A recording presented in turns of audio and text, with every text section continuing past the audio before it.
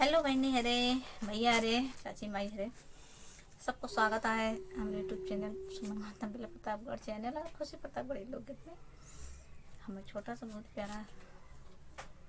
बेटा विवाह या गांव देहात में गाँव थी,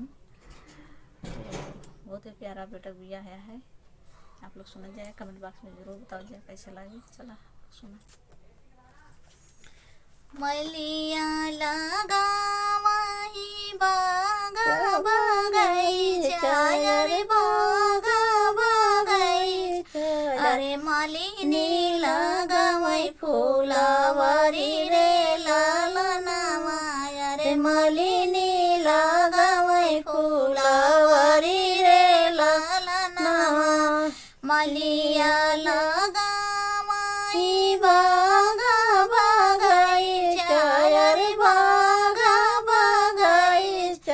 अरे मालिनी लगावही फूलावरी रे लालनावा, अरे मालिनी लगावही फूलावरी रे लालनावा, पिछावा उलाठी जावा देतावही मालिनी, अरे चितावही मालिनी, अरे द्वारा दूल्हा है रामा ठारा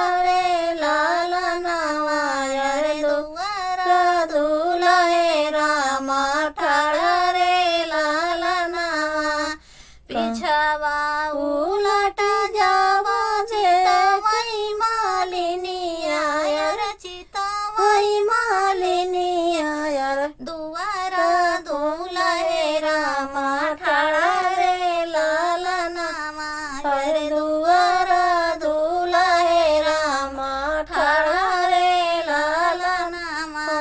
कवाना जरूरत तो है पड़ी गई दूल्हा है रामा, पड़ी गए दूल्हा है रामा, आए बड़े बिनो सारा रे लालनावा, अरे आए बड़े बिनो सारा रे लालनावा,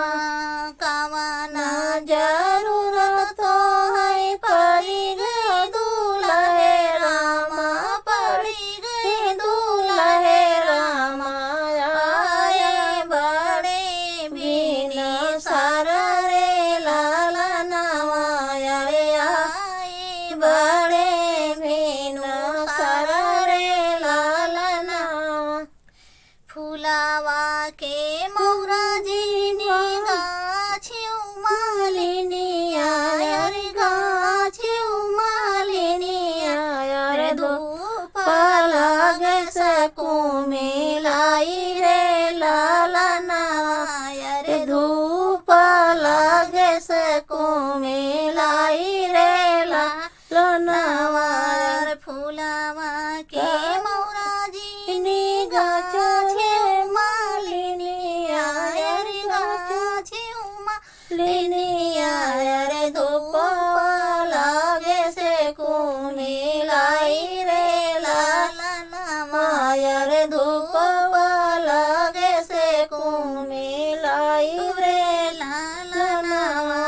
सोनावा के मौरा बनायो रे मालिनी,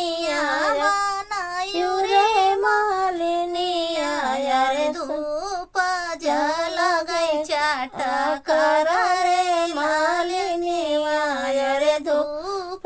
लग गई चाटा कर रे लालनावा, सोनावा का मौरा बनायो रे मालिनी, बनायो रे मालिनी, अरे धूप जल गई चाटा कर रे लालनावा, अरे धूप जल गई चाटा कर रे लालनावा, लोगवानी हरैया रतिया भरतिया, रतिया भरतिया, अरे सासु निहारै दामाद रे लालनावा, अरे सासु निहारै दामाद रे लाल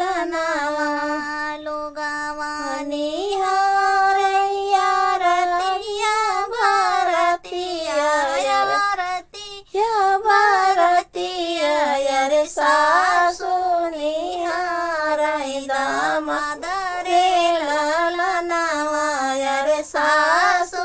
निहारै दामाद रे ललनावा सोनावा के मौरा सिरे चमकतया वैयर चमकतया वैयर आई गए दुलारू दामाद रे ललनावा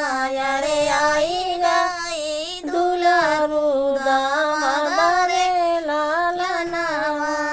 सोनावा के मोरा सिरे चमकतया वैयर चमकतया वैयर आई गए दुलारू दामाद रे ललनावा अरे आई गए दुलारू दामाद रे ललनावा मलिया लगावाई बागा बगैचाय बागा बगैचाय रे मालिनी लगावाई फुलावर रे ललनावा अरे मालिनी लगावाई फुलावर रे ललनावा। तो भैया वो आप सब सुन जाया, कमेंट बॉक्स में जरूर बताओ जाए कैसे लागे बियाह के।